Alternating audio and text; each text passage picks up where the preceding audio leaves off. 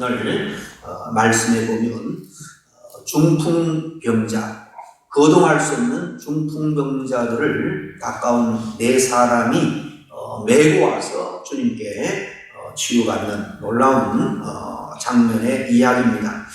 이 앞에 1장 뒷부분에 보면 문둥병자를 치유하는 사건이 나오죠.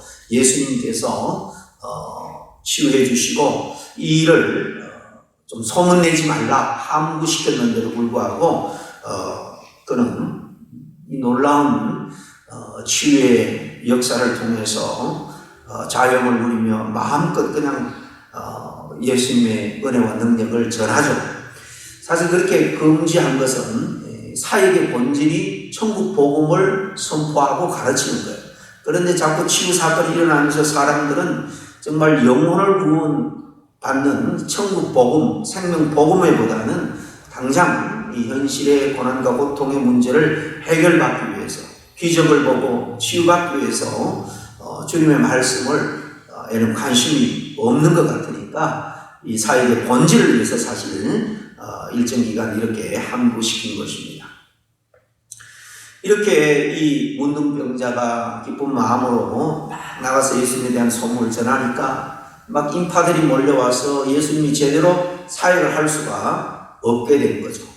그래서 예수님께서는 이 가버나움으로 들어가지 아니하시고 한적한 곳에 가셔서 따로 지내면서 또 거기까지 알고 찾아온 사람들을 맞이했습니다. 오늘 읽은 말씀에는 그게 보니까 수일 후에 이렇게 되어 있죠. 바로 이렇게 한적한 곳에 머물고 며칠이 지난 다음에 비교적 상황이 잠잠해지자 예수님께서 이제 다시 가버나움에 들어가셨습니다.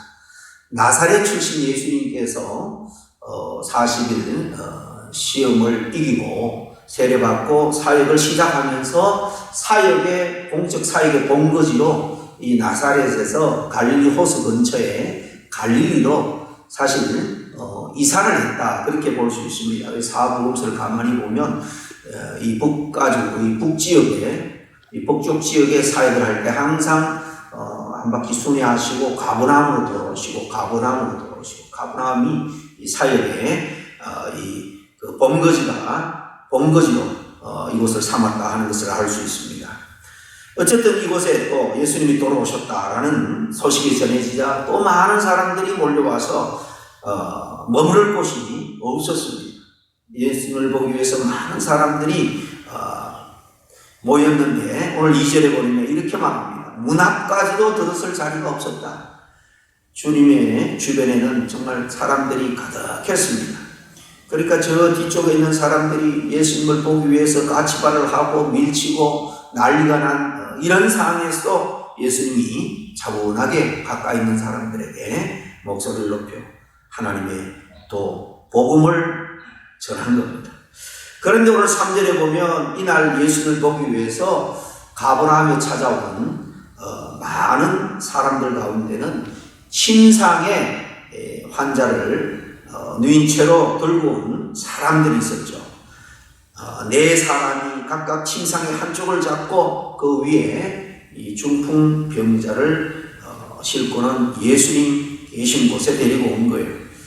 걸어서 예수님께 직접 갈 수 없기에 침상에 눕혀서 네 사람이 여기까지 얼마나 멀리에서 또 왔는지는 모르겠습니다만 어쨌든 그 많은 사람들을 뚫고 예수님을 좀 만나서 치료를 받게 하고자 간절한 마음으로 왔죠. 어떤 사람은 아마 이런 열정을 보였으면 가족들일 것이다, 아니면은 정말로 이 사람을 사랑하는 친구 될 것이다, 여러 말이 있습니다만 어쨌든 이런 행동을 볼 때 보통의 마음으로는 올 수가 없는 거죠. 예수님의 얼굴조차 볼 수 없으니까 침상을 들고 예수님께 나갈 방법을 강구하다가 지붕으로 올라간 겁니다. 우리가 잘 아는 것처럼 이스라엘의 집은 우리 옛날에 보면은 슬라브 집들이 많이 있었잖아요. 천정이 지붕이 평평한, 그래서 거기는 사닥다리가 있어서 옛날에 빨래도 널기도 하고 고추도 말리기도 하고 마찬가지입니다. 이스라엘의 그 당시 집들은 이런 슬라브 집, 이 중간에 대들보를 놓고 한쪽 방향으로 작은 가지들을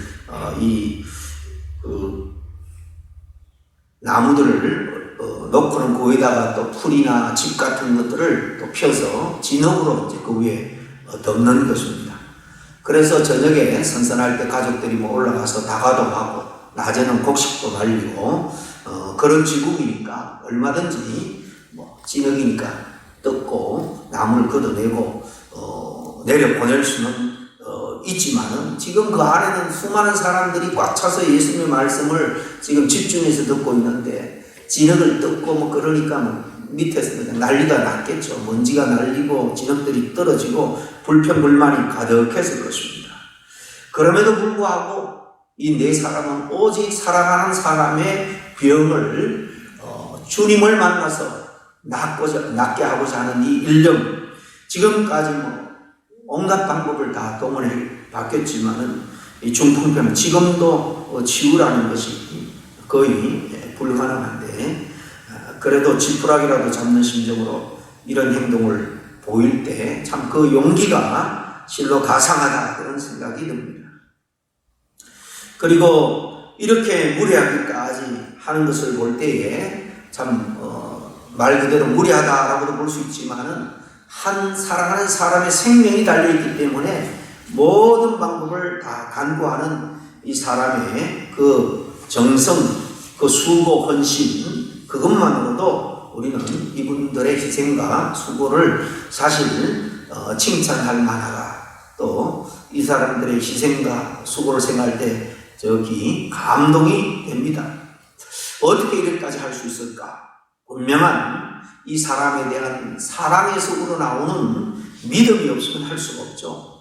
예수님께만 갈 수만 있다면 수많은 사람들이 고침받은 것처럼 이 중풍병 환자도 고침을 받을 수 있다라는 확고한 믿음 때문에 이런 무례하게 보이는 그런 일도 서슴지 않고 감행한 것으로 보입니다. 한 가지 흥미로운 것은 성경에 보면 질병에 걸린 사람이 주님께 나올 때 항상 주변의 그 무리들, 군중들이 방해를 합니다. 12의 혈루증으로 앓던 여인도 주님 앞에 나아가고자 했을 때 많은 군중들이 막았죠. 앞을 보지 못한 맹인 바리볼과 주님을 한번 만나보자 소리칠 때 그 군중들이 다 말렸습니다. 병자들을 향한 이런 사회적인 맹대, 멸시 이런 것들이 정말 그들로 하여금 주님께 나아갈 수 없도록 하는 큰 장벽이었습니다. 그러나 오늘 본문에 보면 이런 큰 장벽을 믿음으로 뚫고 나가서 예수님을 만난 그 중풍병자의 친구들을 볼 수 있습니다. 이처럼 이렇게 정말 무례하기까지 하는 담대한 믿음, 정말 주님 없으면 주님의 은혜와 능력이 없으면 내가 살 길이 없다라고 생각하고 정말 주님 앞에 모든 것을 던져 넣을 수 있는 이런 헌신적인 믿음으로 나아간 자들은 다 하나같이 치유의 은혜를 경험을 했습니다. 오늘 본문도 마찬가지입니다. 중풍병자가 애원을 했을 수도 있고요. 자기는 그럴 수가 없으니까 예수님에게 나를 좀 데려달라 애원을 했다면 당사자의 믿음이 있었고 뿐만 아니라 무엇보다도 오늘 말씀해 보면 침상에 누워있는 저를 사랑하는 동료들의 믿음이 있었기 때문에 이 사람이 치유함을 받습니다. 5절에 뭐라고 되어 있습니까? 예수께서 그들의 믿음을 보시고 그를 데리고 온 네 사람의 믿음을 보고 고쳐준 겁니다. 친구들의 믿음을 보고 가족들의 믿음을 보고 침상에 누운 이 병자를 이렇게 세워준 겁니다. 오늘 11절에 보면 이렇게 말합니다. 내가 내게 이르노니 일어나 내 상을 가지고 집으로 가라. 이 권위 있는 주님의 말씀 한마디에 중풍병자는 벌떡 일어나서 많은 사람들이 보는 가운데 자기가 실려왔던 그 침상을 들고 그 가운데로 걸어갑니다. 중풍병자는 홀로 예수님 앞에 나올 수 없는 상황이죠. 그래서 주변에 아끼는 사람들이 함께 데리고 온 거예요. 네 사람이 이 중풍병자 인생을 바꿨다고 볼 수 있습니다. 그들의 수고, 그들의 섬김, 헌신으로 이 생명이 살아난 겁니다. 마찬가지입니다. 우리 주변에 자기 혼자 예수님 앞으로 나아오지 못하는 그런 사람들이 많이 있습니다. 정말 홀로는 스스로는 절대로 올 수 없는 분들이 있죠. 우리가 저들을 침상에 메워서라도 주님께로 데리고 올 때에 그는 구원을 얻습니다. 새 생명을 얻습니다. 우리 이웃들을 주님께로 인도하는데 어려움이 따릅니다.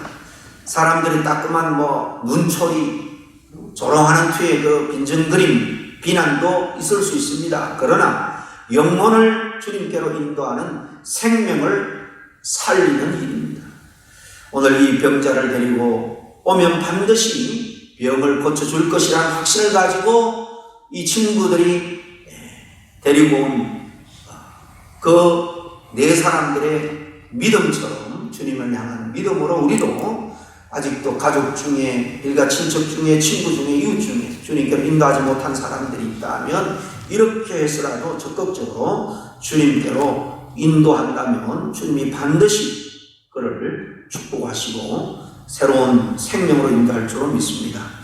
그리고 오늘 본문의 이 병자처럼 우리 교우들 중에도 병으로 우리 함께 기도했습니다만 교우들이 많이 있습니다.